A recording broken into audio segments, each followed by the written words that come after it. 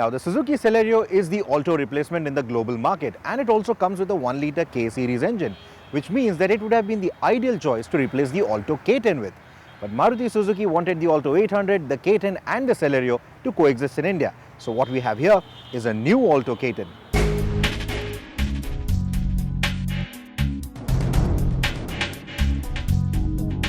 Let's begin with the rear, as the design of the tailgate and the taillights in particular will remind you that this car belongs to the same family as the Alto 800 and the Celerio.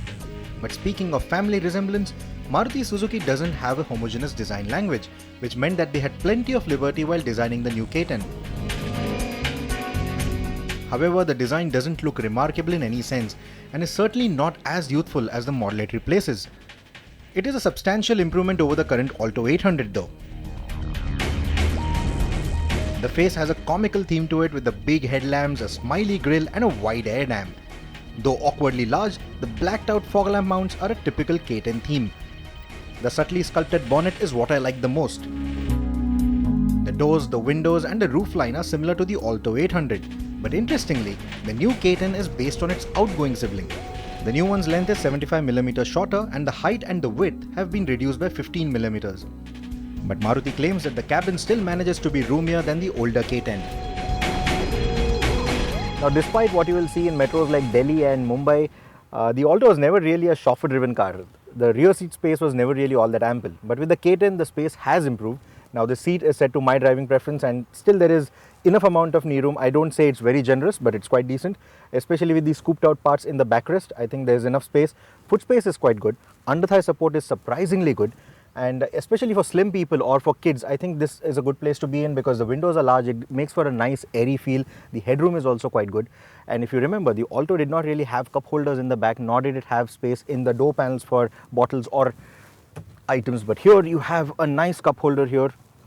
A small 500ml bottle or even a 1-litre bottle can fit in there. And once you don't need it, you can just place it back in. It is flush mounted, so it also saves space. It's a good design. Speaking of good design, you will be amazed at the layout of the cabin.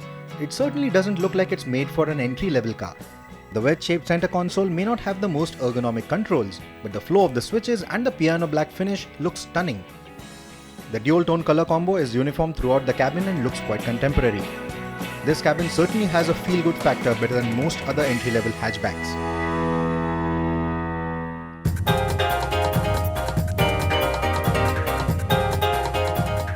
The Alto K10 uses the same setup that powers the Celerio, so you get the same 1-litre K-series or rather the K-Next engine that puts out 68 PS of power and about 90 Nm of torque. Now compared to the earlier K10's engine, this engine has better thermal efficiency and lesser frictional losses, which translates to better fuel economy as well. So the earlier engine claimed about 20 point something kilometers to a litre, this one claims 24 point something kilometers to a litre. Now in the real world, the Alto K10 used to return about 16 to 17 kilometers to a litre with the AC running in urban traffic. I think this one will better that by a kilometer or two per litre again.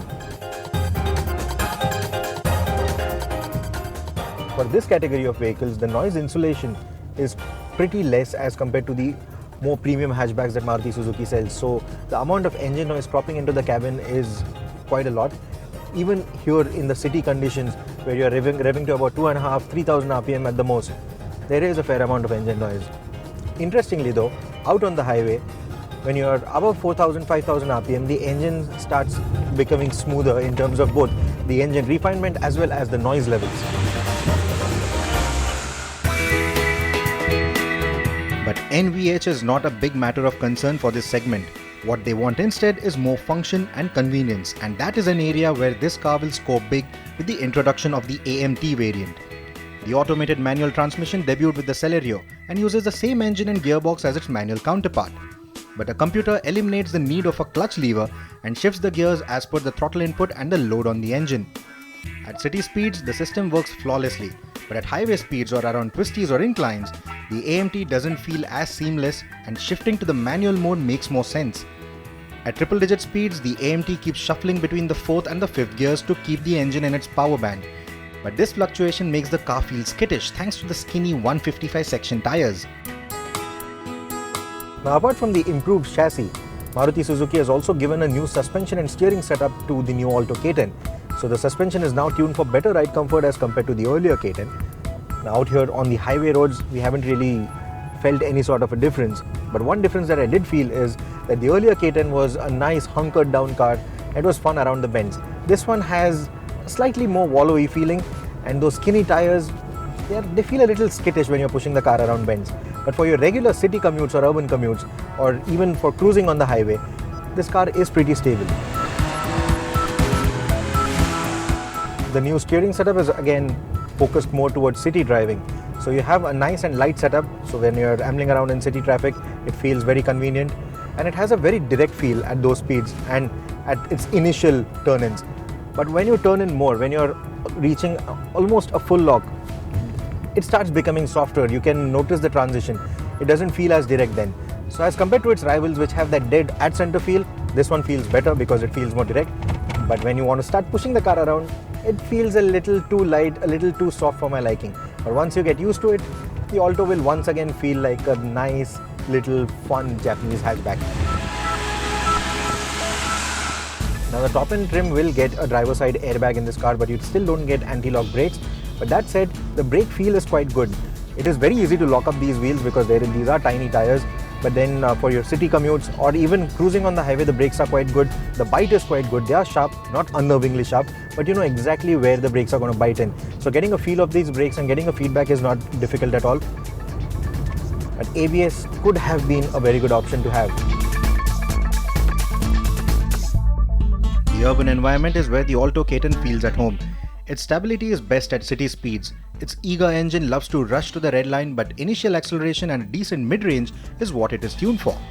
With the AMT, it also promises the convenience of an automatic with the fuel economy of a manual transmission. The Alto K10 then is yet another perfectly practical runabout from Maruti Suzuki. Summing this up is pretty simple. You see, the earlier Alto K10, apart from that bigger 1-litre engine, there was nothing really going for it. The new Alto K10 though gets that bigger engine, but also gets a substantially better styling and the convenience of an automated manual transmission. So if you are looking at buying an Alto, the K10 is the better one to buy.